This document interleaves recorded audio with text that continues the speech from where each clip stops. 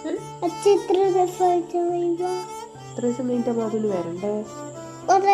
ഇപ്പം വേണം. ഇപ്പം വേണ്ട, അച്ഛനൊരു 15 days കൂടി കഴിഞ്ഞിട്ട് വരും. അങ്ങനെ വേണ്ടേനോ?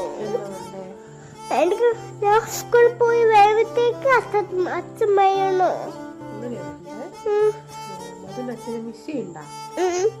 അച്ഛല്ലേ ഫ്രണ്ടോട് കളിക്കില്ലേ? ഇപ്പൊ അച്ഛൻ ഇല്ലല്ലോ എനിക്ക്.